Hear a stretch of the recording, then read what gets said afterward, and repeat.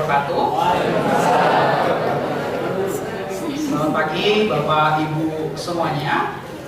Pertama-tama marilah kita panjatkan puji dan syukur kita kehadirat Allah Subhanahu wa taala, Tuhan Yang Maha Esa, karena atas segala rahmat dan nikmatnya kita masih diizinkan untuk berkumpul di kesempatan pada pagi hari ini. Yang saya hormati Bapak Lurah Malakajaya, Bapak Sianto, beserta ASN di Kelurahan Malakajaya. Yang saya hormati unsur LMK Kelurahan Malakajaya. Yang saya hormati unsur FKDM. Yang saya hormati unsur Bimospol. Yang saya hormati unsur RPetra Kelurahan Malakajaya. Serta yang saya hormati unsur PPSU Kelurahan Malakajaya. Serta yang saya hormati Bapak Dr. Insinyur Bagus Sumargo selaku Koordinator Program Studi Statistika Universitas Negeri Jakarta, dan Ibu Insinyur Faryani Hermin MT selaku Koordinator Program Studi Ilmu Komputer Universitas Negeri Jakarta. Saya mengucapkan selamat datang di acara pengabdian kepada masyarakat oleh Program Studi Statistika dan Ilmu Komputer Universitas Negeri Jakarta. Baiklah Bapak Ibu, berikutnya kita akan mendengarkan sepatah dua patah kata dari perwakilan pengabdian kepada masyarakat Program Studi Statistika dan Ilmu Komputer Universitas Negeri Jakarta dari Ibu Insinyur Faryani Hermin MT. Kepada Ibu Faryani, kami persilahkan. Bismillahirrahmanirrahim. Assalamualaikum warahmatullahi wabarakatuh. Puji dan syukur kehadirat Allah Subhanahu wa taala, pada pagi menjelang siang hari ini kita bisa berkumpul di Kelurahan Malakajaya, Duren Sawit, Jakarta Timur. Pertama-tama saya mengucapkan terima kasih kepada Pak Lurah di Kelurahan Malakajaya, Jakarta Timur ini beserta stafnya. Dan saya juga mengucapkan terima kasih yang sebesar-besarnya kepada peserta PKM atau pengabdian kepada masyarakat tahun 2022 oleh Program Studi Ilmu Komputer dan Program Studi Statistika di Fakultas Matematika dan Ilmu Pengetahuan Alam Universitas Negeri Jakarta. Kemudian saya juga mengucapkan terima kasih kepada Pak Profesor Suyono, ke Pak Bagus, Pak Dr. Bagus Sumargo, Bapak dan Ibu dosen di Program Studi Ilmu Komputer maupun Program Studi Statistika yang pada hari ini alhamdulillah bisa hadir semuanya. Dan P2M atau PKM pada hari ini insya Allah akan dilaksanakan sampai dengan 3 tahun ke depan ya. Jadi insya Allah tahun ini 2022, 2023 dan 2024. Jadi sekali lagi kepada Bapak Ibu peserta maupun Bapak Lurah di Kelurahan Malakajaya, Duren Sawit, Jakarta Timur, beserta Bapak Ibu staf yang ada di Kelurahan Malakajaya, saya dan teman-teman di Universitas Negeri Jakarta mengucapkan terima kasih yang sebesar-besarnya. Begitu juga kepada panitia mahasiswa yang telah membantu pelaksanaan pengabdian kepada masyarakat tahun 2022 ini. Saya mengucapkan terima kasih yang sebesar-besarnya. Mudah-mudahan dengan pelaksanaan pengabdian kepada masyarakat di Kelurahan Malakajaya ini bisa berjalan dengan sukses dan bermanfaat bagi semuanya. Mungkin itu saja dari saya. Billahi taufik wal hidayah. Wassalamualaikum warahmatullahi wabarakatuh. Lanjut ya ke pembagian ruangan untuk pelatihan hari ini. Mungkin harap disimak baik-baik ya Bapak Ibu untuk tempat pelatihan hari ini. Yang pertama untuk pelatihan statistika deskriptif dan juga manajemen data itu tempatnya berada di lantai 1, gitu ya. Lalu untuk visualisasi data dan juga estimasi data hilang itu ada di lantai 3, bagian kiri ya, lantai 3 bagian kiri. Kemudian untuk yang Bapak Ibu yang mengikuti pelatihan infografis ada di lantai 3 bagian kanan. Mungkin itu aja kalau untuk pembagian ruangannya. Mungkin kepada Bapak Ibu bisa langsung menempati ruangannya.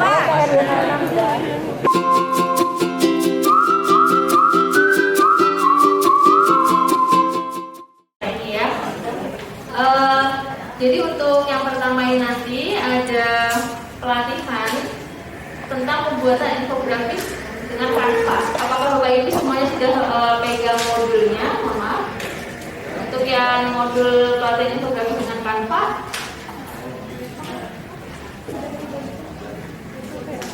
ya betul, panitia minta tolong untuk dibagikan ya. Jadi kita akan belajar ya bersama-sama praktek untuk membuat infografis sederhana dengan Canva ya Bapak Ibu.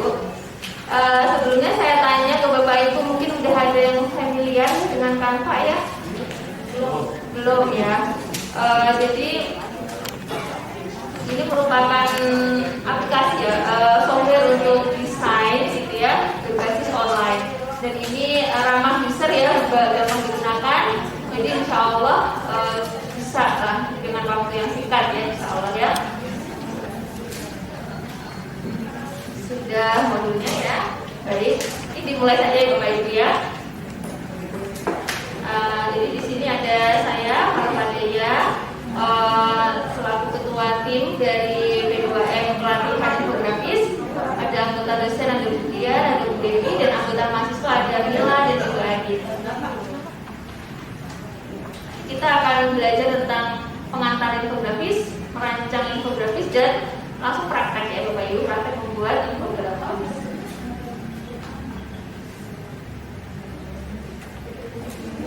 Nah, sebelumnya nih, udah ada yang pernah dengar infografis belum sih Bapak Ibu? Sering ya, Bapak dengan Bapak siapa Pak? Jawab sering ya, jawab sering. Silakan. Pak Yusak. Yusak, oke. Pak Yusak, menurut Pak Yusak, kalau ada kata-kata infografis itu yang terbayang di Pak Yusak itu apa ya Pak?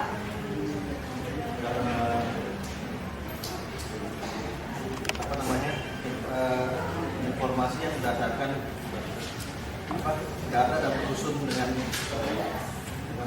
lahir yang struktur lah gitu. Oke, jadi informasi ya Pak ya, dari data dengan rapi terstruktur. Oke, sip Pak Yusak ya. Dan tadi dari Pak Yusak ada lagi yang kalau dengan infografis itu bayangannya apa? Atau ada yang ngasih contohnya infografis apa sih Bapak Ibu yang sering dilihat gitu infografis? Ada lagi Bapak Ibu? Mungkin kita mungkin sering ya sebenarnya melihat ya tentang infografis ada di sekitar kita, tapi mungkin biasanya belum sadar.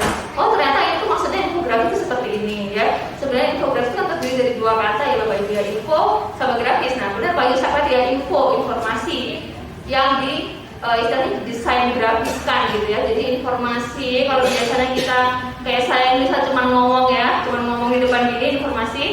Nah itu juga informasi ya, atau dari tulisan ya, misalnya tulisan himbauan kepada warga untuk mengikuti, untuk mengajak beritanya ke posyandu. Nah itu kan sebenarnya informasi juga ya Bapak Ibu ya, tapi itu kan hanya mungkin secara lisan, secara tulisan, melalui ditempel di pengumuman atau melalui broadcast WA. Nah tapi di sini info-info itu dikemas secara menarik ya, karena dengan ditambahi grafis tadi sehingga lebih menarik, tidak hanya sekedar kata-kata, tidak hanya sekedar tulisan teks, tapi lebih menarik karena ada desain unsur grafisnya tadi di situ. Nah, kenapa sih penting harus dibikin kayak gini ya Bapak Ibu? Karena sebenarnya manusia itu visual ya, yang lebih cepat nangkep sesuatu yang terlihat mata gitu ya. Maksudnya yang gambar, yang itu lebih cepat daripada teks karena kita harus dibaca dan lain-lain. Jadi kalau dibentuk dengan gambar lebih cepat menangkap informasinya.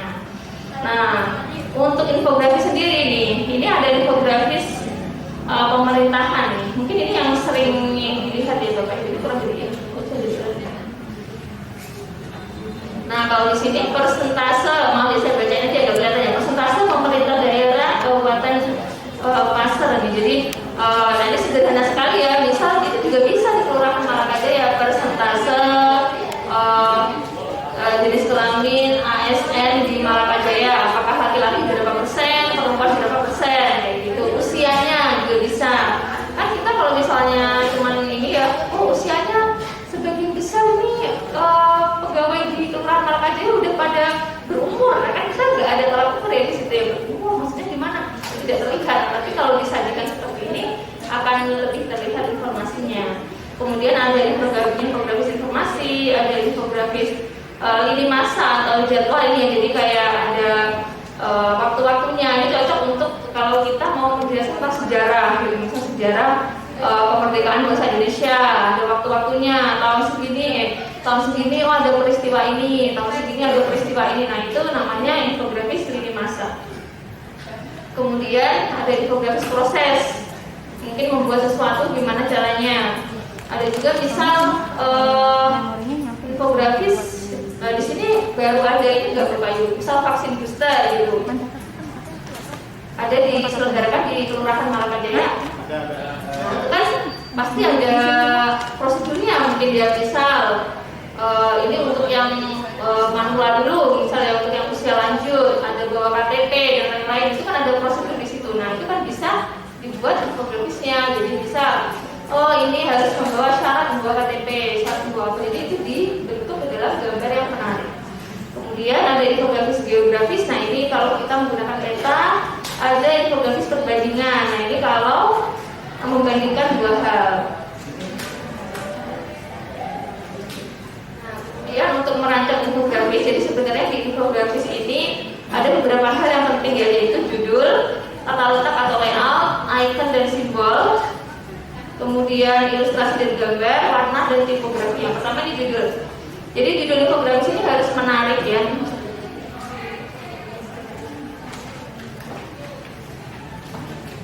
Ini saya gini dulu biar kelihatan di bagian.